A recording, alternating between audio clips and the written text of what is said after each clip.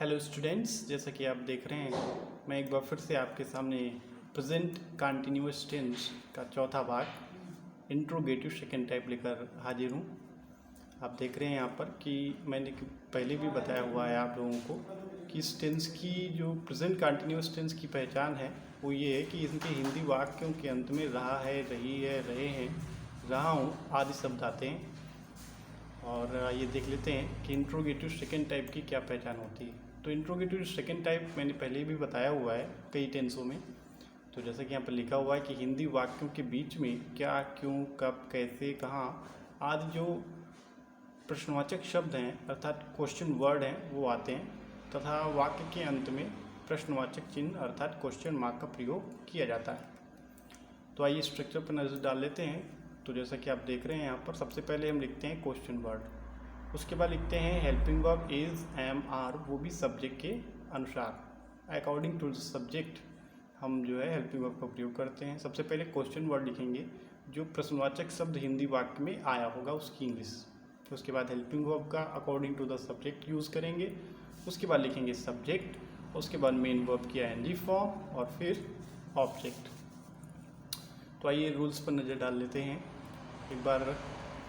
तो जैसा कि लिखा हुआ है यहाँ पर, यदि इस प्रकार के हिंदी वाक्य आएँ तो प्रश्नवाचक शब्द की अंग्रेजी सबसे पहले लिखते हैं तथा इज, एम, आर का प्रयोग इसके बाद में होता है। अर्थात क्वेश्चन वर्ड लिखने के बाद हम हेल्पिंग वर्ब का यूज़ करते हैं, उसके बाद सब्जेक्ट लिखते हैं। फिर उसके बाद दूसरा इसका रूल है सेंटेंस के अंत में क्वेश्चन मार्क का प्रयोग करते हैं। आगे आइए देखते हैं एग्जाम्पल। जैसा कि यहाँ पर लिखा हुआ है राम क्यों दूध नहीं पी रहा है। तो सबसे पहले क्यों शब्द आया है इस सेंटेंस में, जो आपका प्रश्नवाचक शब्द है उसकी इंग्लिश लिखेंगे वाई, और उसके बाद हेल्पिंग वर्ब को यूज़ करेंगे इज़, क्योंकि राम नेम है और नेम के साथ इज़ का प्रयोग होता है।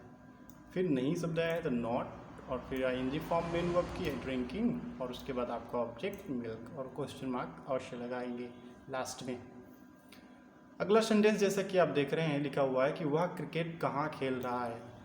तो कहाँ की इंग्लिश होती है वेयर, क्वेश्चन वर्ड है।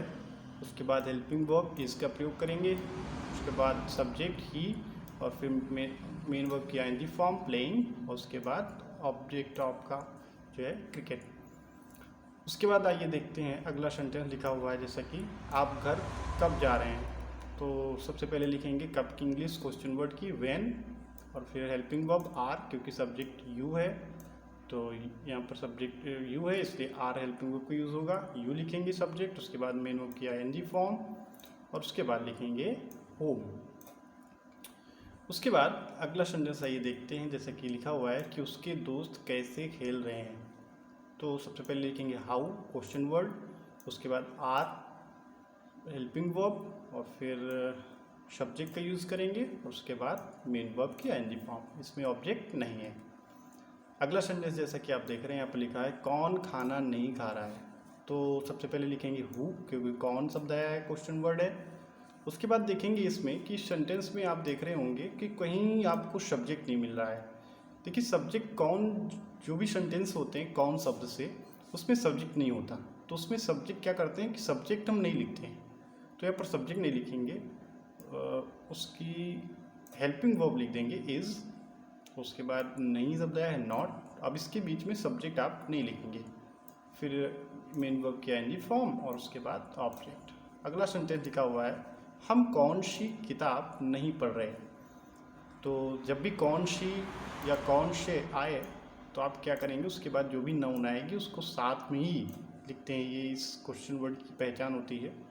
कभी भी कौन सा, कौन सी, कौन से आ जाए तो आप उसके साथ नाउन भी लिख देंगे जो उसके बाद आएगी।